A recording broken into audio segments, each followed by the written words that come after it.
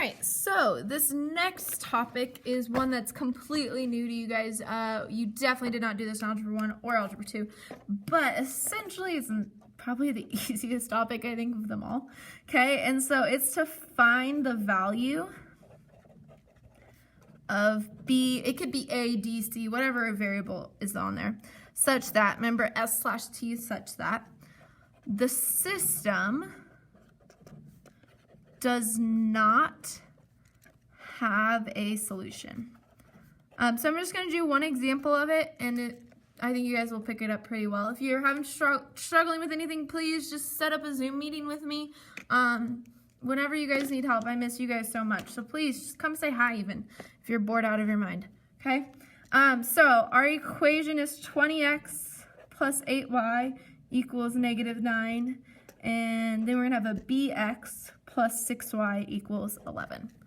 All right, and so this is our system. And so what you're trying to find is B so that this doesn't have a solution. So let's go back to our intro, okay? If we want it not to have a solution, what that means is I have lines that are parallel. Okay, and so now we're going to bring back some geometry knowledge. What has to be true? If lines are parallel, something has to be true about their equation. See, just go ahead, type into Edpuzzle if you think you remember what it is. But what it is, if lines are parallel, we could do an if-then statement. Remember those logic statements? If lines are parallel, then their slopes are equal. Okay, so that is one property of parallel lines. They have equal slopes, and if lines have equal slopes, then they are parallel. Okay, it goes both ways. All right, and so what we just essentially need to do is find the slope of this guy and then just figure out what would make sure that this slope would be exactly the same.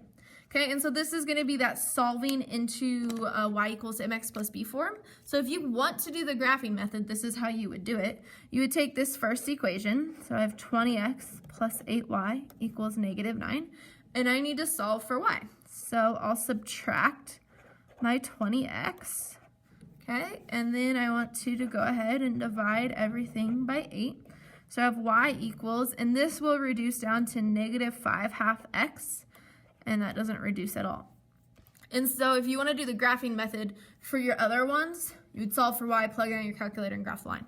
Okay, but what we need to do is, so we now know our slope is -5/2. So we need to have this slope of this line also be -5/2. Okay, and so how we're going to do this is we'll take this line and we'll go ahead and solve for that. So I have bx plus 6y equals 11. So I'm going to solve for y again. And so 6y equals -bx plus 11. And then we will divide everything by 6. So I have a -b over 6x plus 11 over 6. And so what I'm saying is these two slopes need to be the same. Okay, and so I'll just set them equal to each other and solve. So -5/2 equals -b over 6. Their slopes are equal. And so you can think about it logically. Well, 2 times what gets me 6? 3. So 5 times what gets me b? 15, right? So my answer is going to be b, but if you don't like doing that, then just cross multiply.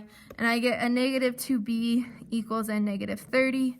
Divide by a -2, and so b will be 15. And so that's your answer, b equals 15.